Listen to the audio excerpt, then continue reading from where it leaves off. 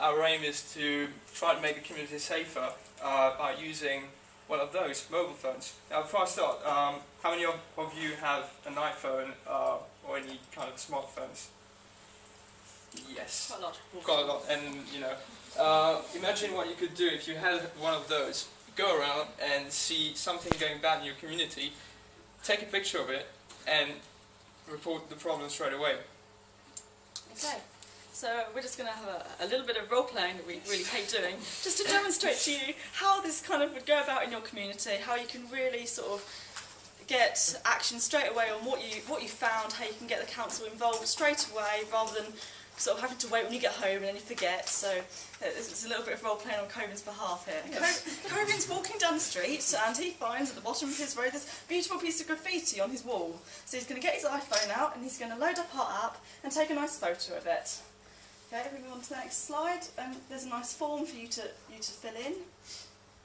I'm actually filling it in. So you choose graffiti. There's a whole drop down of different categories for you to choose. So you can choose maybe the lights are out in the street, maybe there's graffiti. So they're all loads of different council organisations, different departments, all together in one great big app. I know it's maybe a bit of a headache on the back end, but from a user point of view, we can really submit data without faffing on different websites and different forms. We don't need that kind of input.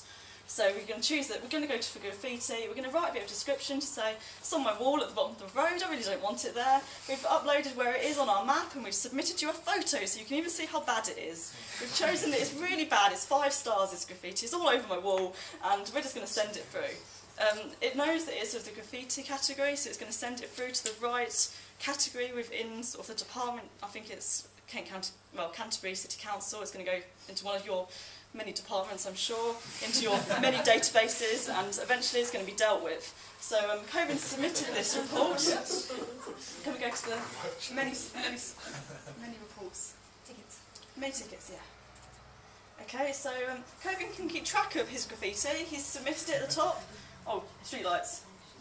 Graffiti's already been resolved, apparently. Oh, graffiti's already been resolved. Oh, brilliant. So we sent it to the council. It's gone. Yes. So basically, before I reported the graffiti, I reported about a street light, apparently, being broken out on my home. So on this screen, I get all my tickets. So everything that I've actually reported.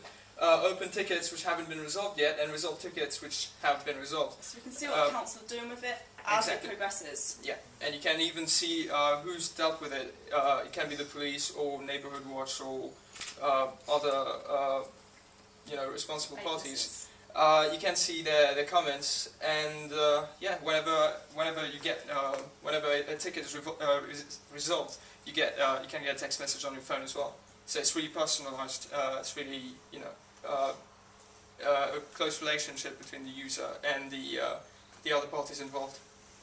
Okay.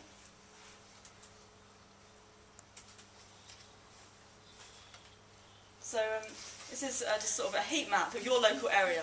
Obviously, we'd hope the dots were slightly smaller than this. This is very, very broad. Canterbury is just a disaster zone, basically. So we could all be careful driving home. We'd really appreciate that. But actually, Winchie's not too bad. It's just like yellow. Yeah. But you could hopefully this would be sort of street dots, and you can see where the crime is in your area. You think, oh, maybe I won't walk down that alleyway at night. You know, that's not very safe. So you can really analyse in your area. You can see what's going on, and it says here that Canterbury's got more annoying loud neighbours than usual. But it's okay because old lady's been helped over the road more. So the police must have had some kind of incentive there that's really driven that down, and we're happy with that as a neighbourhood. We're really pleased. And we did have one more slide that we didn't have time to make into the app because obviously Hannah was being very creative, spent a lot of time doing this. And it's like a neighbourhood watch screen. So most streets now have sort of neighbourhood watches. So we assume they have minutes, because they must want to keep tabs of what they're trying to develop. So they could upload their neighbourhood watch minutes onto your app. Obviously you'll find them locally because it's all done for your area. And then you'll be able to comment on your apps and be able to, so this goes straight into one big database. The council can see what's really sort of on-pressing news in your neighbourhood watch. Your neighbourhood watch know what the locals want to see. You can discuss things in your neighbourhood without even having to attend the meetings. So that's really it. It's just an on-demand kind of way of letting the council know precisely what's happening at that moment in your neighbourhood. Yep. Great.